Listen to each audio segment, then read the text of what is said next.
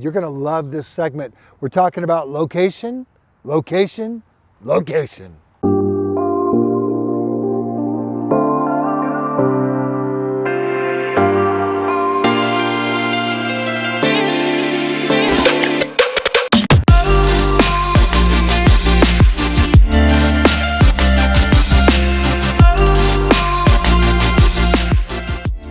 Hey, it's David Shelton, broker at Century 21 Advantage, and this is another episode of Real Value. Today we're in a neighborhood near kind of central Sioux Falls, near the Veterans Hospital, a great established neighborhood.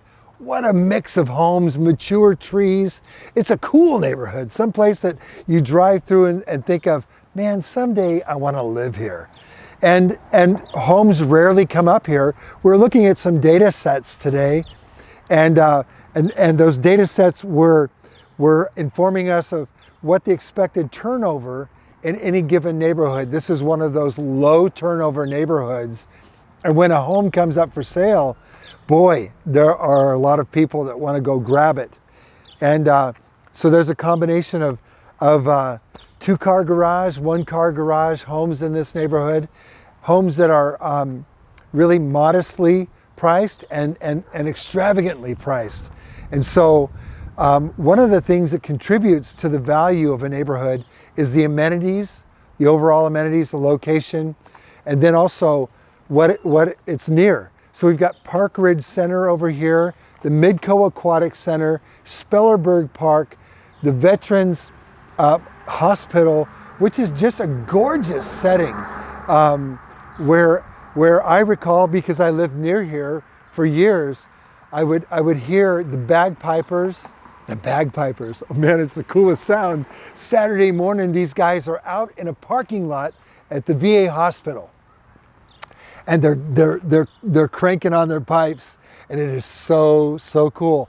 There happens to be a home for sale. My friend Jeff Nelson has got this home listed, and tomorrow someone will likely be the new owner of this home. A contract will likely be accepted, and it's a great opportunity for someone to be able to get this home and to be in this great location. Tennis courts, goodness gracious, the big beautiful Spellerberg Park. There are ball fields here, the VA hospital, and again, like we said, the Park Ridge Center, a great location. It's near enough to I-29, near enough to the mall and all of the businesses around 41st Street and Kiwanis.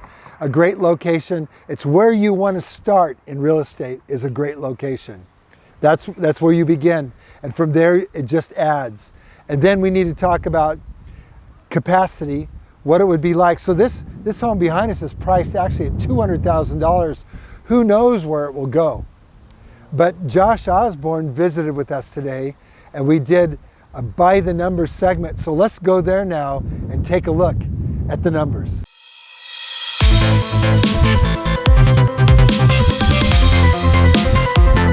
Three, two, one. Here we go! And now, by the numbers with Josh Osborne. Hey guys, Josh Osborne here, branch manager at Cross Country Mortgage. So today we wanted to talk about first-time home buyers. So something new in the first-time home buyer game that changed in the last couple of weeks. South Dakota Housing just announced that they are increasing the amount of down payment assistance for first-time home buyers. So you used to only be able to get 3% down payment assistance, which would a lot of times cover your down payment, but you're still having closing costs and still having money to be able to set up the escrow, so people would have to bring in money to closing. They just changed it, which is very cool. They increased that 3% loan to up to a 5% loan. So now you can take up to a 5% loan to cover the down payment, cover your closing costs, and you are, as a first-time home buyer, can buy a house and come to closing with nothing down. So what we're going to do is we're going to take you to the whiteboard, and we're going to give you an example of that. So now we've got the numbers. Hey guys, so let's talk about some numbers when it comes to buying, an example of buying a house using the first-time home buyer program. So for example, say if you were to buy this wonderful house right here, and this house cost you $250,000, okay? At $250,000 for a purchase price, Again, with a conventional loan, you need 3% down. So it's always a program that you need 3% down in a conventional loan. South Dakota Housing will give you two options, right? They will give you an option of doing 3% of a loan or 5% of a loan to cover that down payment. So if the 3% down is $7,500, that 3% loan that they'll give you to be able to purchase a home would be $7,500, which would basically match what the down payment is. So you still have closing costs and you still have costs to set up the escrow, which we'll talk about that in a bit. But the 5% loan would be $12,500. So obviously you would be getting an extra $5,000 on top of the 3% down that you could use towards closing costs, you could use towards money to set up the escrow, all those things that you would need at closing. So for example, on this particular loan here, the closing costs on most of these loans would be around $3,750. So if you were to take this 3% down loan and do the 3% loan option, you'd be coming to closing at around $3,750, which would be the cash you'd have to bring to closing. The payment would be around $1,497, and the interest rate, which is set by South Dakota Housing right now, is 3.25%. So that particular loan option, the interest rate's a little bit less. Your monthly payment's $1,497, but you're having to bring some money to closing. Say if you don't have that money, or you don't want to spend that money at closing, you want to keep that in your checking and savings, you can take a higher interest rate, which would give you that 5% loan. Your monthly payment would be about $50 more, but at closing, you'd be bringing in nothing to closing. Wow. So that's the cool thing about the 5% option, is that it gives you the ability to purchase a home, take a little bit higher interest rate, but the payment's going to be a little bit more, but you're not having to bring anything to closing. So for income limits for the first-time home buyer loan, we always look at income limits because you have to qualify for this program. For a family size of 2 or less, you can't make more than $82,500, and for a family size of 3 or more, you can't make more than $94,875.